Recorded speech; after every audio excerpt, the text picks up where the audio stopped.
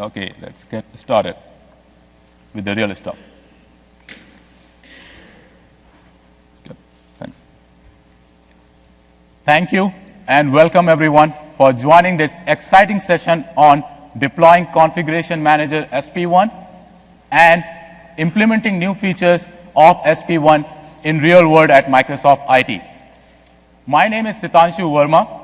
I am a service engineering manager, and my team is responsible for managing for all configuration manager services at Microsoft IT. Along with me, I have Karthik.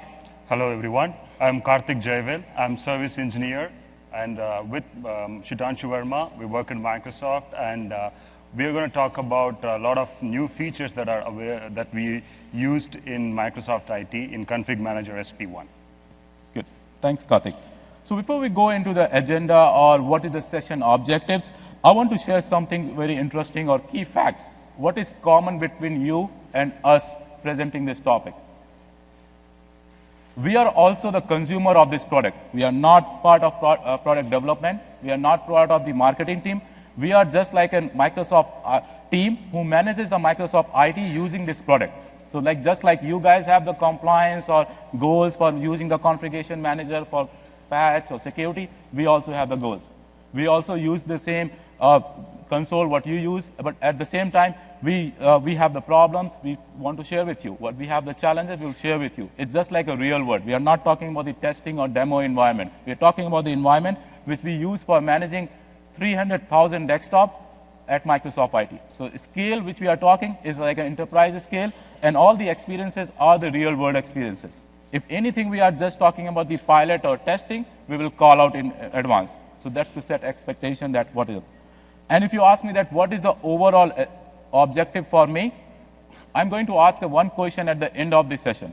The question will be that how many of you found at least one or more new things you learned from this session, which you are eager to deploy when you go back at your home and also talking to your teammate there. So that is my objective. If I can share all the learnings, what we learned in deploying and implementing new features, that is something I will say the success to us and me and Karthik. So that is the overall goal what we have today.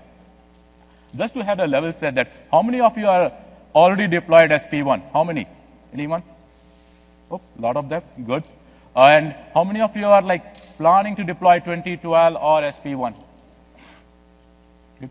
Almost, I will say, 20, 30%, and maybe more than the second question has more hand. Good. So let's move to the agenda. This is to set, these are the different things we are going to cover in our topics today. You might be seeing that what the orchestrator runbook is doing here. We are going to cover that topic because when we upgraded the Service Pack 1, we did runbook. We did not upgrade it through manual approach. So we'll talk in more detail about the orchestrator runbook. And the other rest of the features is going to be having a kind of, we will talk like 5-10 minutes on each one of them, and we'll explain that how and what and why we did these things. So that is something core of it. Anything you don't see here, which is part of the SP1, and you are interested to know, feel free to ask this question. Due to the time limit, we are focusing on these content, but we are open to have any question related to SP1 or Configuration Manager. We will love to answer what we did it. So the first topic, I'm going to talk about the infrastructure upgrade experiences or what we have done differently in the SP1 time frame. So this is our Configuration Manager architecture at Microsoft IT. So we have shown many times this slide, but for the folks who have seen first time, we have currently we have 6 primary sites, which used to be 5 in the past. We'll talk about what we changed. And if you see from left to right, we have Unified Device Management site, then we have Redmond Corporate Headquarters Site 1, Site 2, then we have the Regional Data Center site. And each site have the client count also listed below. For example, 75K on Redmond, another Redmond has 75K, and rest of the site. The one thing what I want to call it, which is got changed in SP1, when we are looking into the Unified Device Management, basically managing the Windows 8 phone, Windows RT, all the devices has to be managed. We were already at the 300,000 scale for the PCs. At the same time, if I look into that the scale what we are expected to manage in the future for modern devices, When I say modern devices, basically I mean iOS, Windows 8, Phone 8, just to clarify. When we manage modern devices in the future, our expected growth is about 100K. So we look into the primary site, what we have already, and we did not find any primary site which can scale up to 100K. So that's the reason we have decided to add a new primary site, which is called Unified Device Management, so that we don't overlap with the 100K with other primary site, and this is only dedicated for the modern devices. And this is just for our understanding what we took a rule. One modern device is equivalent to one PC, even though hypothetically it is not documented and it's not true, but for our calculation of the capacity planning, we took one modern device is equal to one PC so that we know that, hey, how we are managing. But you can have more than 100K devices in the same primary site. But for the scale and the talking, we did not do anything. So that is about the architecture, and you will see that our CAS is connected to the MSODS, which is Microsoft Online Directory Services, and then it's talking to the Windows Intune and Cloud. So this is our overall architecture, how we get the users and devices managed at Microsoft. So let's talk about the next thing, what we did in SP1 upgrade. One thing is different when we do the SP1 upgrade is that we don't have to do the SP1 upgrade only one. Just like you guys have RTM deploy. We have, as part of the Microsoft, we have some other goals as well, like dog fooding or internal testing. We are part of the bigger org, which is our goal is to have testing the product before it gets released to the market. We have to deploy beta, pre-release, like build by build. And we got tired of doing it again in the production. Think about the like hierarchy with 6 primary side, and you have a lot of secondaries and all of MPs and a lot of work to be done. So this is the stuff we took our engineering team that we are not going to do the SP1 or any future upgrade or even the deployment of the site manually. We want to have a zero touch almost. And that's why we looked into the technology available and we found the orchestrator which meets our requirement. So we want to make a kind of framework where you supply that, oh, this is the server we want to upgrade, this is the source of the bits, and this is the steps to be or parameters to be done. And anybody can come and say, run book, run it, done. That's the approach we took for the SP1. And we deployed everything in SP1, starting from the beta, milestone by milestone, through almost zero-touch upgrade for the server and infrastructure. So that is the approach, and that's why we talk about the orchestrator, that why we use orchestrator. And as I mentioned, the configuration file in the runbook is used to control the behavior. Basically, what is the build file and what is the task config? Like for example, in the upgrade, you have the backup, you have the restore, and the pre-upgrade task and post-upgrade task. They need to go in the sequence. That's why these configuration files are important. And we will talk about that, how we did it. If anybody is interested in this automation solution, that what we build on top of orchestrator, there's a deep dive session on the Thursday at the noon. So I will welcome you to join that session if you want to run it. We will give you an overview here, but don't go into too much detail. But that's a session which is going to talk about the overall solution deep dive. Now let's look at what we did. These are the all list of tasks we do for each primary site or even the CAS for upgrading. You can see like backup the DB, and no backup is good until you restore it. Something that we do is restore before even starting the production upgrade. And all these tasks were automated. No manual touch is required. You just run book from the orchestrator and you are done. I have listed that how much time we have took for entire production of Microsoft IT to upgrade for SP1 is 24 hours using this automation. Before this automation, it was a 1 week time. So you can imagine that how much time, cost we have saved from this automation. The time used to spend like 7 days is now 24 hours, and that is a big thing we have done in auto. It is possible. And we found that we never invested time to look into the command line parameters for the setup and those parameters. That was very, very useful. The next thing I'm going to talk about the cloud distribution point. This is the new features. We got excited about how do we use it. We did the proof of concept and research on that topic. And at Microsoft IT, because the way we are set up and what are the features we are using at Microsoft, we used very limited. We didn't deploy it as a worldwide or production, and we'll talk about why. Let's focus on the architecture, which is on the right-hand side. You will see that the way the clients are getting the content, there are two sources. One is the cloud distribution point, and the one is Microsoft Update. So cloud distribution point is used for all the software deployment related packages. For example, you deploy Office and there's a branch office which doesn't have any DP. If you configure the cloud distribution point, the client will go to the cloud DP and will download the content for Office. At the same time, if you deploy the patches like software update or other stuff, the clients will go and download from the Microsoft update. So you don't need to have the patches available on the client DPs because it's already a feature which can go to the Microsoft update when the patches are not available on the DPs. So it's pretty straightforward. And based on that, we have some pros and cons. And these are the common questions that people are interested to know. Oh, if I do the cloud DP, do I get the content secure and encrypted? Yes, the content is encrypted and secure. And also on the cost saving, you can have the branch cache, which can also help you in saving the cost and the WAN bandwidth. The other reason why you need a cloud DP is scale up, scale down. You don't know how many offices are opening in the local region, and acquiring the hardware and having the DP is a time-taking process. So you can use the cloud DP in those scenarios. Now let's look into the cons. What are the disadvantages or where you have to think about it? There's only one disadvantage is that there are some features which are not supported in the cloud DP. One of the features which we were kind of deal breaker for us that we did not use the cloud DP was OSD. At Microsoft, we use configuration manager for all the offices for providing the operating system deployment, and cloud DP doesn't support it. So we did not went ahead and deploy the configuration cloud DP for our. If you are not using the OSD, you can go ahead and use the cloud DP from the branch offices. Also, AppV streaming was not a big deal for us. We are not using AppV a lot. We are using just for 1 or 2 cases, and that's not widely. So it was not but OSD was a main reason that we did not look into the cloud DP for managing it. The other thing people ask about that, what is the cost and how do we do the maths if I do the cloud DP?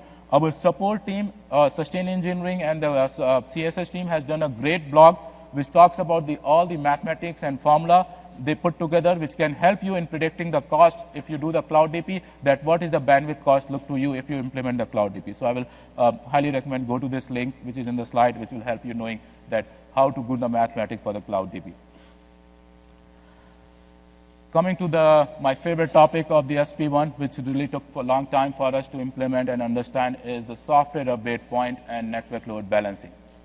Let me ask, how many of you are using the software update point-based client installation and NLB together? One, few hands, not many. So this was a very big thing for us because we use the primary mechanism for client deployment at Microsoft IT is software update based. Basically, you go in the console and enable the software update based client installation. As well as with the 300,000 clients, we have to have an NLB. So we are using those two combinations together. Now with the SP1, software update point is redesigned. What is mean that to support the multiple forest scenario, we have software update point in the NLB is depreciated in a way, you can say. So what is mean no longer I can configure the NLB.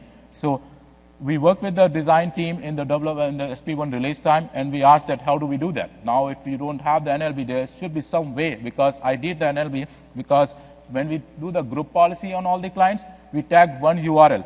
In the sub list, you have multiple sub. You can't know that which sub list will be used for the client. And so that was a challenge, that what should I enforce on the client via group policy for software update client installation. So we found a solution, and that is released and supported. So basically what you do as a part of SP1 upgrade, you make sure that you remove the NLB as your active sub and configure one of the sub as your active sub before upgrading to SP1. After you upgrade the service pack 1, there is a PowerShell CMD release. If you run that example like set software update point with the PowerShell CMD release, you are back to the NLB. Even though it's not in the console, but it is a supported way, you can configure the NLB, and you can still use the NLB for the sublist by using this power CMD command. And it is documented, and I will share the step-by-step how you do it. If you're interested to know more about this sublist, how does it switch when it fails, and how does it different scenarios, there is a TechNet article which talks about that, more details about this sublist.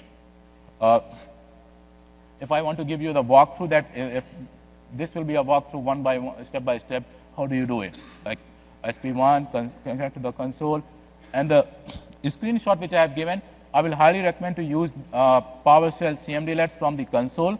Don't use from the PowerShell UI because you will end up adding more stuff. For example, importing the PowerShell CMDlets and then using it, it's more easy way to do it. The last one I will mention about the fifth step, because there is no NLB option in the UI of CM console, you can't see anywhere whether NLB is configured or not configured. The only way you can validate is via this SQL query. So if you go with run this SQL query before and after, you will find out whether you have configured the NLB, and it's completely supported if you configure the right way and you follow the steps. So this is the way you can get the software update point in NLB after SP1 if you are using the software update based client installation, and NLB is a requirement for your business. So that's I highly recommend that you can do that way. With this, I will invite Karthik to talk about the client upgrade, how our experience was with the client upgrade. Thanks, Shitanshu. So, hello everyone. There are a lot of many features to cover. So before I start, I'd like to know how many of you have seen problems in upgrading your client base in a short time frame and having many client versions running at the same time? Right? Could see many hands raised. This new feature called Auto Client Upgrade, it's going to be a solution for such kind of scenarios. Before I talk about the actual client upgrade process, I would like to tell how we do client upgrade within Microsoft IT. We get, as Shitanshu mentioned, we get a lot of builds through our cycle, like beta, RC, and RTM. So we have to do the client upgrade constantly. So we generally use the classic software distribution model to upgrade our clients in a phased approach. And once we reach the 85% of our clients upgraded to that level, then we move on to software update point-based client upgrade. We don't do the sub-based client upgrade immediately because it adds a load on our sub-servers as well as on our other infrastructure too, because it's just one setting. Once that setting is enabled, all our clients are going to go and talk to the sub-server and get the content. So that adds some load on the infrastructure too. And the phased approach of software distribution actually had some extra load on the administrators. They have to watch it constantly and then keep changing the collection members to get these clients upgraded. But with the new SP1 feature, the automatic client upgrade, we achieved this with just a click of a button in the main console at the hierarchy level. We're going to talk about where the setting is and how we enabled it and everything. But before that, I want to touch upon the key benefits. So the main benefit that we achieved is a very simple approach and an automated approach. So once you enable the setting, all your clients will be upgraded in a randomized fashion. That's an important point. It just randomizes the time when these clients have to be upgraded to the level of seconds. It's not by hour or by minutes. It's to the seconds level. It randomizes, so your network won't be loaded. And you can set a base minimum version at the console, so all your consoles can be brought to that baseline version, so you will have one common version across all your client devices. Forgive me if I'm calling devices many times because I'm preparing for both this session as well as the device management session, so I'll be calling upon devices and machines a couple of times, sorry. And if you have any prereqs on the client side, as well as if you get a new patch, you want to apply this new patch on all these machines, then you can use this automatic client upgrade. At that time, it's not going to upgrade the client. It's going to intelligently understand the client has been already with the baseline version, just have to go through the prereqs as well as the new hard fix that has to be applied. So we can automatically do this without have to go through multiple packaging or multiple deployments. So this is the setting that's available at the hierarchy level.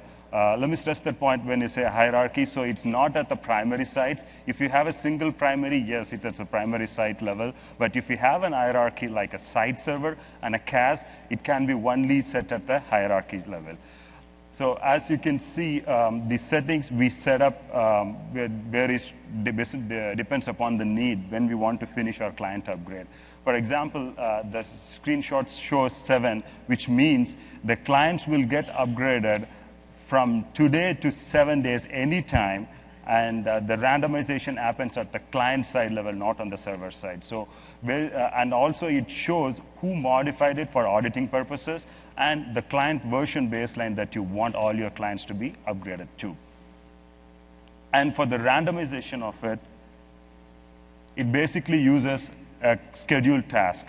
There are 2 packages available that are actually, one of them is hidden in the back end, so that it's just, the reason is because it's just a simple software distribution deployment that goes and creates a scheduled task. So once you enable the setting in the previous, that I showed in the previous window, a policy will be sent to all your machines, and that policy is to make the software distribution ready and execute on your machines. That software distribution policy is already there on all these machines, but in a disabled state. So once you enable that setting, it's going to enable that software distribution and run the package, and that package is going to create a scheduled task and run it in a randomized way. Also, when you the command line, there are some new command lines like days to upgrade and /auto upgrade. These are new to CCM setup. So it leverages those command lines to do the automatic upgrade.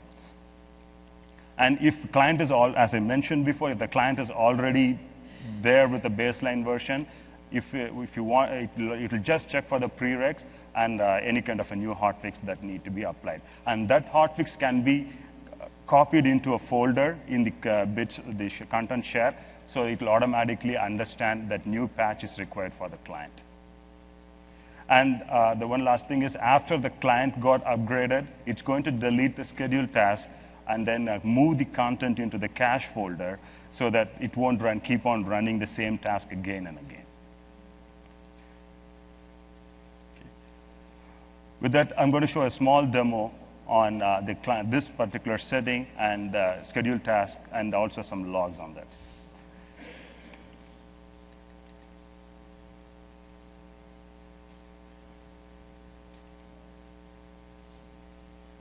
Okay. This is a lab environment with just one single primary. So the setting is available on, as I mentioned, it's on the hierarchy settings. And there is a new tab called Automatic Client Upgrade. And by default, this particular setting is disabled.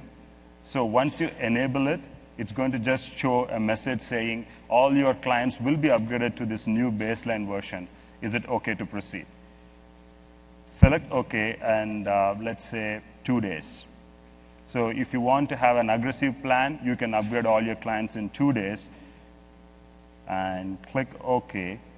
Once you click OK, a policy will be sent to all your machines, and then we'll run a software distribution. Let me show the task. Under scheduled task, if you go to Microsoft and Configuration Manager, you will see the client health scheduled task. That's by default there, and there is no upgrade task so far. And let me start the policy refresh, because based on your policy refresh cycle, the machines will automatically get the new policy. And I'm going to run it manually for now. While Karthik is waiting for the policy refresh, I want to share something that we love this feature, because there used to be a constant conflict or discussion going between the guy who is deploying the client and how fast he wants to deploy the client, and versus the guys who are monitoring the server performance. Oh, we have the backlog, you can't go as fast as you wanted. And now with this macro level of randomization, with this second level, is very, very useful for us. And I think that is one thing we love about this, that we don't need to worry about how much clients you want to deploy. Just decide the number of days, and based on your number of clients, that is very helpful. No monitoring and no getting into that discussion that how fast, how slow you go. Okay, Paul. While it's going through the policy refresh, I would also like to tell the actual packages. The packages are, these two are the 2 packages that are available at the back end. The one that I highlighted is the one for creating the scheduled task, and the main upgrade package is this. And this is going to be the one that upgrades the client to the newer version. And the command lines are basically already on the machine level. It's there registered as the last successful parameter that made this client install successfully. That's registered already on the client. The same command line will be used for upgrading the client to the newer version. Okay. So still running. Yeah, once it finishes the execution of the task, the package, it created a new task that is called the client upgrade task, and it got randomized from now to any time in these 2 days, because we set the 2 days as the setting on the console. And you can see that also happening in the randomization happening in the CCM setup log. CCM setup logs under CCM. Sorry, I opened it multiple times. Okay.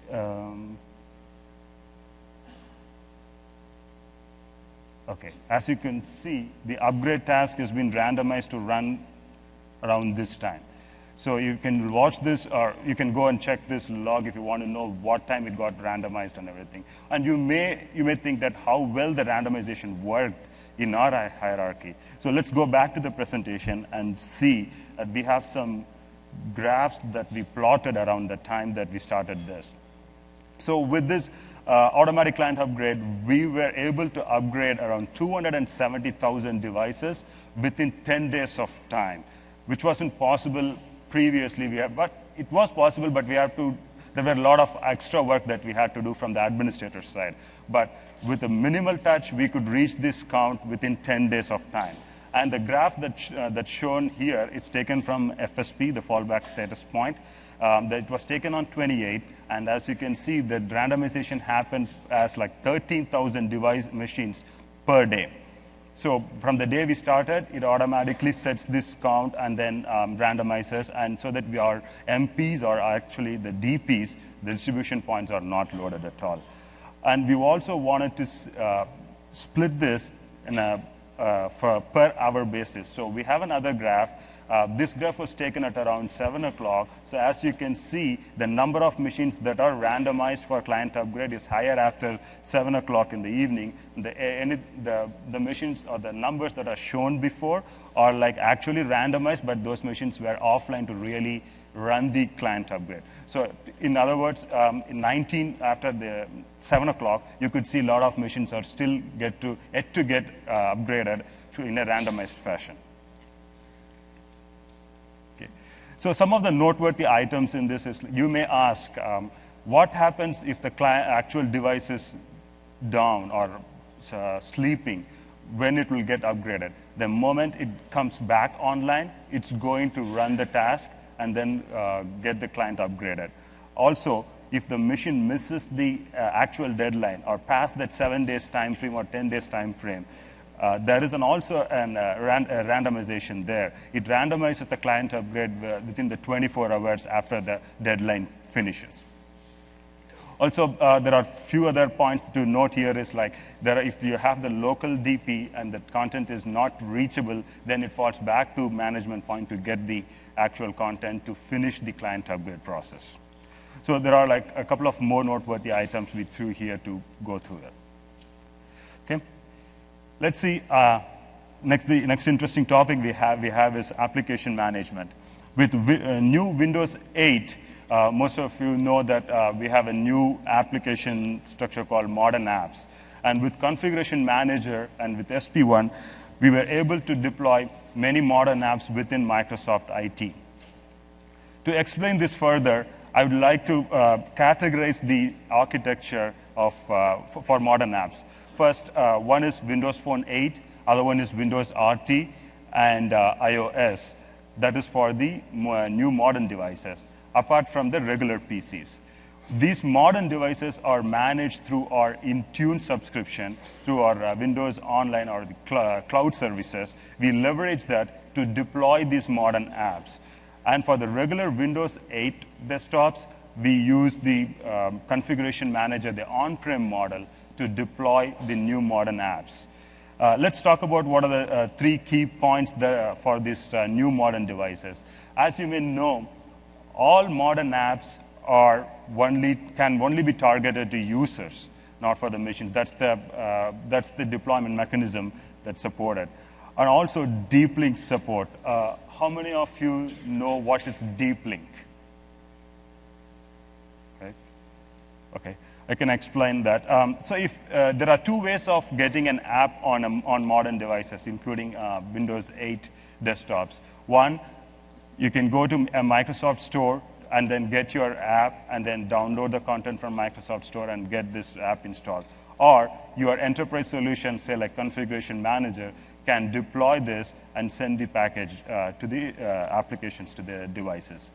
So there is also one more method called deep linking, which is pretty much have a link deployed to these through the machines, and that link will automatically have a tie-up with, or the backend tie-up with the Microsoft Store. So say, for example, a famous or a widely used application, something like a Skype or Yammer, are already there on the Microsoft Store. Just by providing a link in Configuration Manager and deploying it, we are deep linking the app to the MS Store. So users will go to the machine, click on the link, will be taken directly to the Microsoft Store and get the app, rather than we host the actual content in our DP, and also maintain the multiple versions. And as with any deployment, there will be a question: how do we monitor the actual modern app deployments? There are reports. Apart from that, the other cool feature we have is called in-console monitoring. In the console itself, there is a place where you can monitor your deployments, like the app deployments, as well as your other policies and everything can be easily seen to the machine level, and if it errors out, you can see the actual error and see why that machine is failing for it to take some remediation. And talking about these modern devices, with the Intune subscription, all the administration is going through the Configuration Manager as a single pane of glass for administration purposes. The next topic on the modern app deployment is side loading. This is the next feature, or apart from the deep link. Side loading is nothing but sending an app through your on-prem model like Configuration Manager. We are loading the application through an enterprise solution. That's called side loading. And there are a couple of requirements for side loading. I'm going to just club the enterprise SKU and the server SKU together. So if you have these two SKUs, then the machines have to be domain joined. If it's a workgroup machine, then it has to have a side loading special key. So let's talk about the domain join, because in Microsoft IT, we have all our devices domain joined. So once you have the machines domain joined, we have two group policies. One to set the code signing certificate, to trust that certificate, and another GPO that will set allow all trusted apps to install. This setting, we need to enable it through GPO to really have the modern app installed. Without that, you cannot have a modern app. That modern app will really fail on the machine. For WinRT and Windows 8 Pro, with the Intune subscription, this piece has been taken care of already for the WinRT. Because once you have the device enrolled to Intune cloud service, it's going to automatically add the side loading key, and as well as the setting allow all trusted apps to install. Which actually, because RT devices are not mostly domain joined or not domain joined. So Intune will take care of adding these two important settings so that the apps can be deployed through Config Manager and via Intune. So with these requirements, let's see the process that we followed, but that you may want to adapt it, or we may have a different model, but these are the main 4 pillars for actual LOB app deployment. First, we have a deployment build team, build team. There are a lot of set of developers building the modern apps, and they have a separate team for that. They build these apps with a coder certificate, and they have to follow certain compliance rules to make these apps ready for enterprise. So once they build these apps, they have to certify that through the Windows App Certification Kit, which is available in the Windows 8 SDK. So they have to run the tool to make sure it's actually compliant for Windows 8 architecture. And once they certify it, they give it to a separate team called PRSS, or the separate certification team or signing team. That team will take care of signing the apps for the enterprise. Basically, make sure the app is ready with all the certificate and sign it up with the right timestamp and get this app ready for enterprise and give it to our team. We deploy this to configuration manager for them and then monitor this app deployment. So this is the process we follow. So you may want to go and check with your build team or the app team to make sure whether they are ready with the modern app build, and then also go through the certification process and signing process to really get your Windows 8 devices onboarded with all these modern apps. Okay. With that, I'm going to show a demo on what are the things to be actually looked when you get a modern app for certification.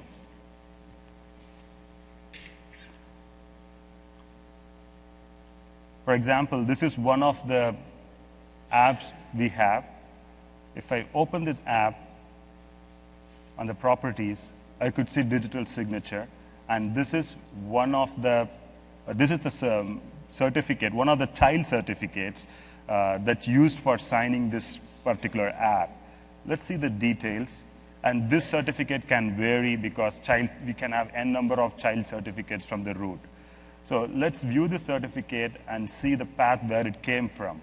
And it came from the root main certificate that's from our CA.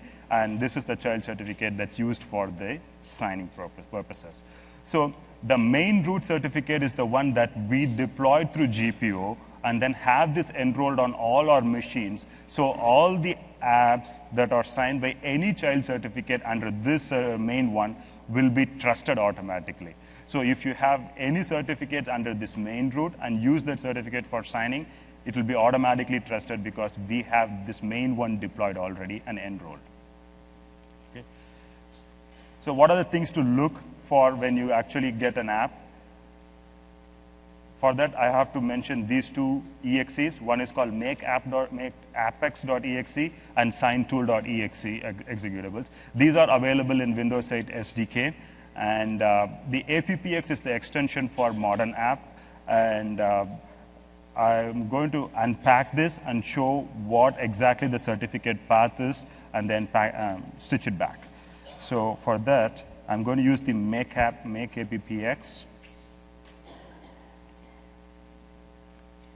And now I have extracted that actual file into an unpacked folder.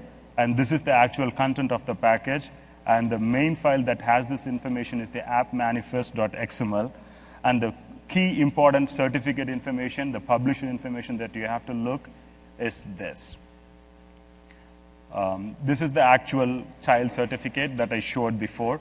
And generally, the developers will get the coding certificate and have it signed with that certificate. So this will be different. So you have to open it, unpack it, open it up, change the certificate chain, and then pack it, stitch it back using the same APPX tool.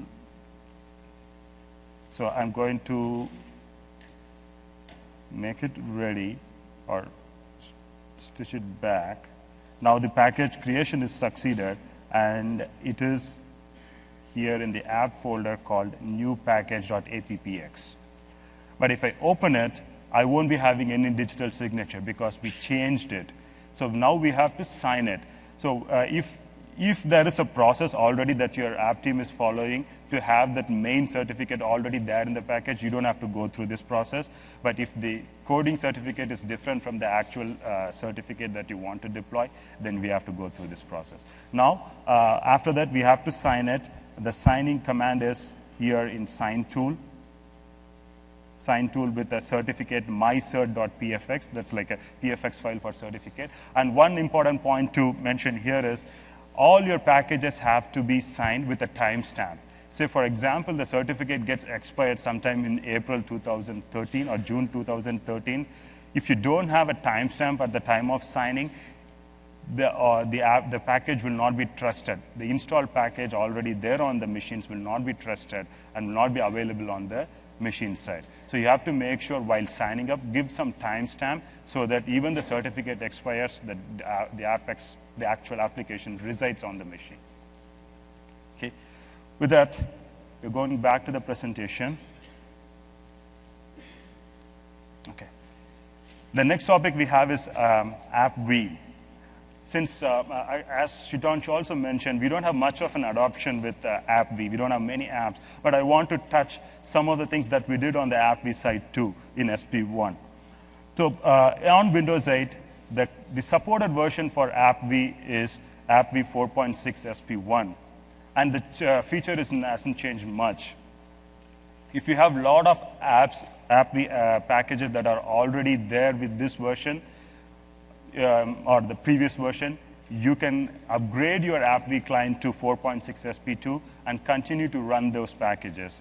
But if you want to get better feature set, then it's better to go with the new version, AppV 5.0. Both AppV 4.6 SP2 and AppV 5.0 can coexist on the machines. And one important feature in AppV 5.0 client is the connection group. For example, if you have an app that is dependent on .NET or Java, you can have that as a separate application, an AppV application, and also the main app that's actually using that is also another app, virtual app, but there is no communication or connection between those two. So this new feature called connection group will get the connection between those two on the client side, so it automatically, both these apps will communicate with each other and then have a seamless experience between these two apps. So on the right side, you could see a lot of features that are available from the connection group perspective. There are a lot of things that we put in there. And the connection group can also support applications with new plugins or some kind of middleware or an application with another application too. Okay. So there are a couple of steps that we followed to onboard our clients to AppV 5.0, and also we migrated the packages to AppV 5.0. So first what we did is we converted all our packages to the newer version, AppV 5.0 version, and then deploy the new agent, or the AppV client, through Configuration Manager and have these machines upgraded to the new version. Then created apps on the Configuration Manager and superseded the old apps. And the virtual environments is the actual connection group. That's an important piece. So it's available in the console as a separate node where you can tie two virtual apps into that. And once you have the connection group, deploy these apps, and automatically the connection group policy will go to the device machines and automatically stitch both two apps and make the two applications communicate with each other. So this is the migration path we followed. And if you have older version, you can continue to run with you can upgrade to 4.6 SP2 client and then have your packages migrated to the newer version.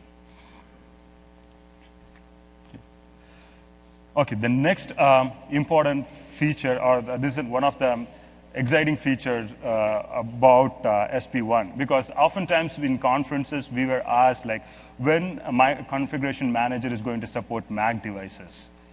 And apart from that, internally also, we have a lot of Mac devices within Microsoft, from Skype and Yammer, and also the Office business units. So oftentimes we are asked when these Mac devices can be managed. So with Configuration Manager SP1, the solution is ready for us for Mac management. And I'm excited to actually explain this because there were a lot of learnings that we went through this. And also, before we get on to that actual pilot overview, I wanted to explain what is the actual architecture behind this. If you have already used native mobile device management before, it follows the exact same model, like enrollment web server and an enrollment proxy on the on-prem servers, and a certificate on your root CA, and all your machines will talk to these two on-prem servers and get the certificate for the enrollment. And this is called user-based enrollment. There are two ways of enrolling the device. One is machine as well as the user enrollment. We went through the user enrollment. I will explain why we went through the user-based model, user enrollment model, because there were certain limitations for the environment side, not on the, we have to be compliant from the security side too. That's the reason. So we worked with our certificate team as well as our security team very closely to identify what kind of a certificate and what are the actual settings that need to be on the certificate for the user enrollment. And luckily, there was an existing certificate with the similar kind of a settings which we could tap on and directly use that certificate readily. And as I told, we use the user enrollment model. And actual enrollment has 3 different steps. And first one is the client installation, the agent installation. The next one is the certificate enrollment. And the last, the machine reboot. Without reboot, the Mac device will not communicate to the server, configuration manager server. So the agent installation is just going to install the bits. And the certificate enrollment is a totally different piece to get the certificate enrolled. And the reboot, there are some human manual touches there. We don't want users to actually go through the process of making those, we don't want users to intervene between this enrollment process. So we automated this through a shell script and make it as a very seamless and a better user experience, and posted it on a share so users can execute the script and get their agent enrolled and reboot their devices. So with the enrollment, I also like to touch on the feature set that come with the Mac management. First one is the enrollment. Second, the inventory. So you will get all kind of inventory on the device from the hardware inventory perspective. Third, the software distribution. The classic software distribution is available for Mac devices. And patches can also be sent through software distribution.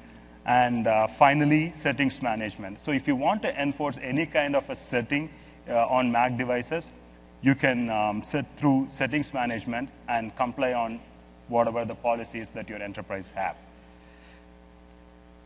So we deployed Skype and Skep for Mac through software distribution deployments, and also worked with our security team to get certain policies enforced, such as screensaver policy, as well as password restriction and password strength. The reason is most of the Mac devices in Microsoft IT are not domain joined. So we were having challenges to really identify how many devices we have in Microsoft IT, because only when they are domain joined, you can see them in Active Directory. So since they are not domain joined, we wanted to make sure these devices, these machines are actually compliant for all the security policies that we have. So with that, I want to talk about the key benefits of it. Like now with this solution, we are able to manage Mac devices in different business units. Plus, since we went through the on-prem model, there is no complex network or the complexity in the network that we used. Reason is, if it's an internet-facing model, you have to keep all your enrollment servers and enrollment web proxy on the internet DMZ zone, then get your IPsec exclusion, and also tunneling ready. So there are some extra work. Though they are not difficult, there are some extra work. But with this, with the on-prem model, it's just 2 site roles on your server and have your certificate ready, and your Mac devices can enroll easily through a script. Also, we met the compliance for the security with the security team. The reason is they don't want to use the same machine certificate again and again because it's not a domain joined machine. So we have to go through the user-based enrollment model. And again, some of the noteworthy items again are just like they are not domain joined, but they have these devices, these machines have to be on CorpNet to talk to the enrollment proxy and enrollment web server. Without that, this certificate will not come down. And since these devices are not domain joined, we have to keep these bits as well as the share in a place where they can access easily. We call it as a boundary server. We copied that. So you may want to think from that angle, from the support side, how these scripts can be published somewhere so users can easily access. And there are few settings for software distribution, say like reboot delay and deadline time, which we set through configuration manager, settings management. If you are aware of Mac devices, there are library preferences that come out of box in Mac machines. So those library preferences can be set easily with the canned settings that are available in Config Manager console itself. Anything that you want apart from those library preferences can be sent through shell script. And these two settings which we sent it through shell script. So the point to be taken here is like any setting that you need, you can change on Mac device using the shell script. But there are only library preferences can be allowed out of the box. Okay. With that, we're going to talk about unified device management, the next important topic, which uses Windows Intune. We have a separate session tomorrow to cover this in detail, but to start with, I'm going to talk about the scope that we followed for our pilot, the dogfooding work for unified device management. Our primary focus was on Windows Phone 8 and Windows RT devices and iOS. And Android was not on focus because we didn't get much of LOB apps ready, the line of business applications ready for Android platform. So we kept the Android as EAS only. That means we discover Android devices through Exchange Connector and see how many of them are in the Microsoft mobile population. So I want to just explain the metrics on the unified device management dogfooding. We had around 140 Windows Phone 8 device and 35 WinRT devices, but our immediate goal is to roll out to 24,000 Windows Phone 8 devices and 19,000 WinRT devices that we see through our Exchange Connector report. But we will keep on going broader and broader till we reach most of the mobile populations we have in Microsoft IT. Also, we published 9 LOB apps for Windows Phone 8 architecture and 12 WinRT apps for LOB apps for WinRT. As I mentioned before, the deep linking feature, we had one deep linked app in the company portal for Windows Phone 8 and 2 deep linked apps for Windows RT. You may wonder where these apps will reside. The apps are actually going to reside in an app called Company Portal. So once the devices get enrolled, they are going to get a Company Portal, and all the apps that we configure in Configuration Manager will be published into the Company Portal and will be readily accessible wherever through the internet for download and install. And this on-prem connection happens through Windows Intune. Anything that we do on the Configuration Manager will reach Intune and to the cloud services and make this available for all the devices. Okay. So I explained these are all the different more architectures or the platforms that we followed. And we use the on-prem Configuration Manager SP1 on-prem infrastructure with the previous build of Windows Intune and just the Exchange Connector for the reporting purposes.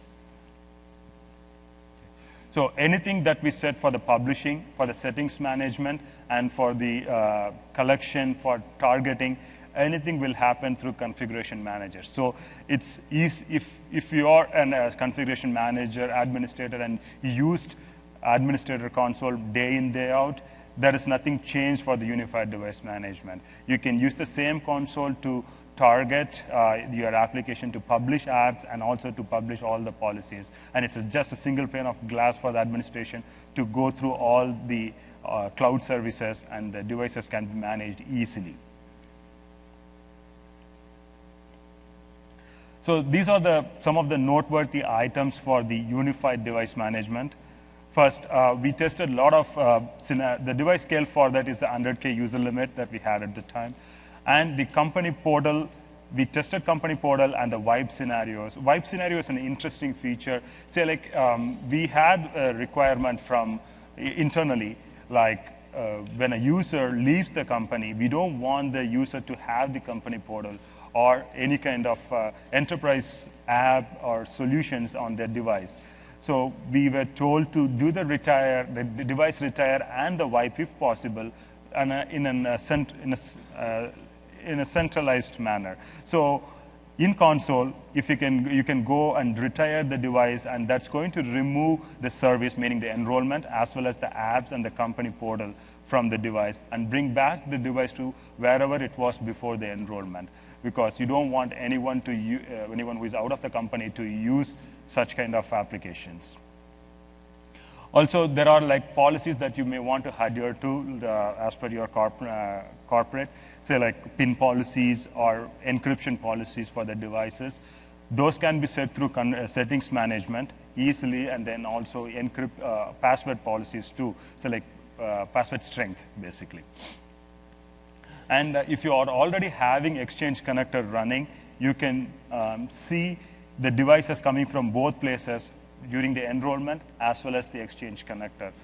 But the feature does a good job in actually merging these two records, so there won't be any duplicates, no overlap. So you will have the real count of device through Exchange Connector as well as the enrolled devices. And one quick tip on that is with this unified device management, if your device gets enrolled, you can easily identify what are the devices that are coming through Intune through a new column called in the SQL or even in the collection called Agent Edition. If anything you see under Agent Edition with a numerical value in that, then that device has come from through Intune connection and went through the enrollment model through Intune.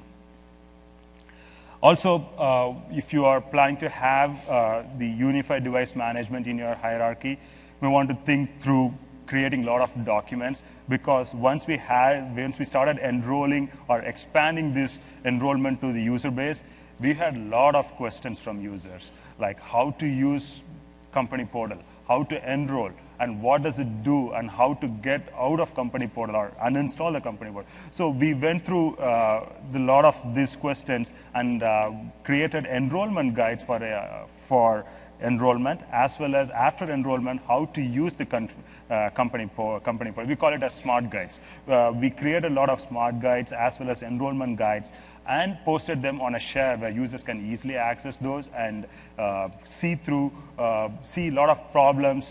What are the problems that they can expect? Because at that time we were like few issues.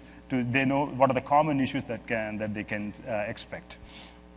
Also, we created a lot of documents for our help desk and support team so that if they get any kind of calls, they will be able to support. So you may want to create such documentation, have your support team also educated with all this new device management process.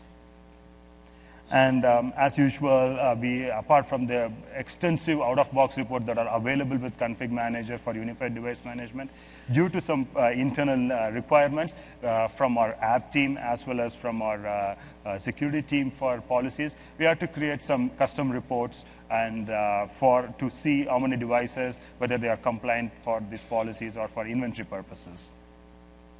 And with this, with all these learnings, we are going to go broader within Microsoft IT in sometime around June 2013, and we will be going in a phased manner to reach the real count that we want to achieve. Again, there is an in-depth session about unified device management where we go through how we planned, how we implemented, what are the key takeaways, benefits, and best practices, and also going to show some tips and tricks as well as a lot of demos in tomorrow's session at around 2:45 p.m. Okay. The next one is Wake-up Proxy implementation. This is a new feature which I personally like. The reason is this suits well for the Microsoft IT environment. I'm sure it's going to be useful for your environment also, if I explain why. First, before going there, we have a stringent power plans for power management within Microsoft IT for the Go Green initiative. So we have lot of machines sleeping with an aggressive settings, also with hibernate settings. But along with that, we have a lot of coders, a lot of testers also have something running on their office device machines, and then they were not able to connect remotely from home and do some test or some coding. So oftentimes they just raise this feedback to us or opt out from power management from the software center. So that in a way affects our Go Green initiative. So we wanted to have the aggressive settings as well as have a way to enable users to connect remotely.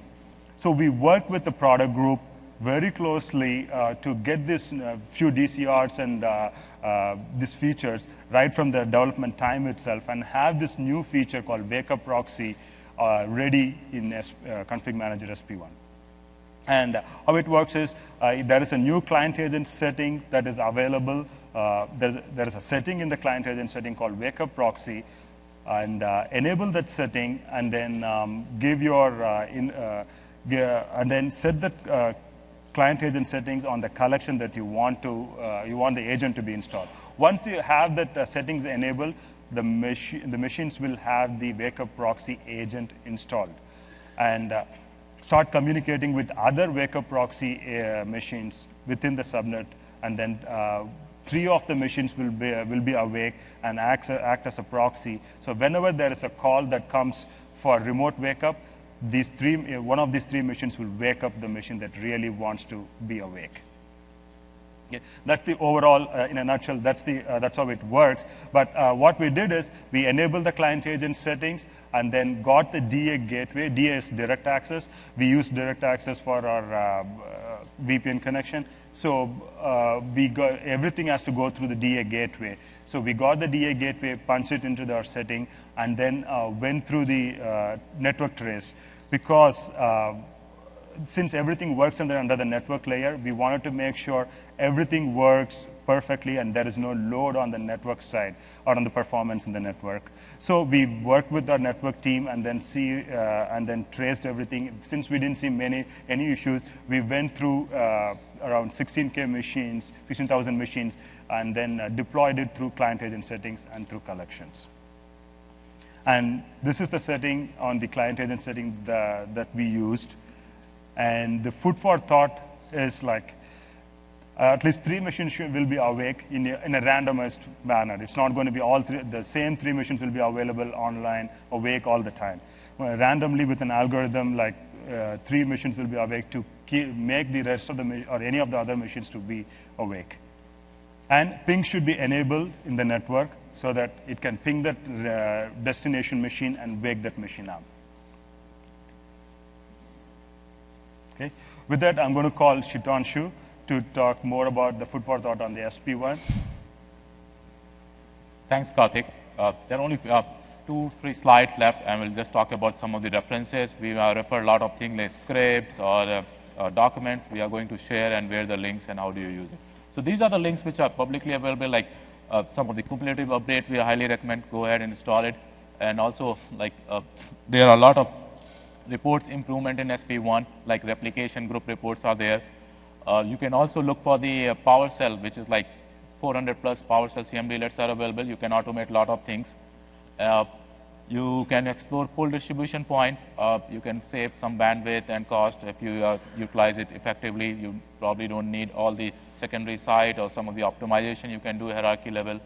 And as well as that new toolkit has the option for the library transfer, where you know that content has changed significantly the way it is stored on the DP, and if you want to transfer the content from DP to DP, there is utility in the new toolkit.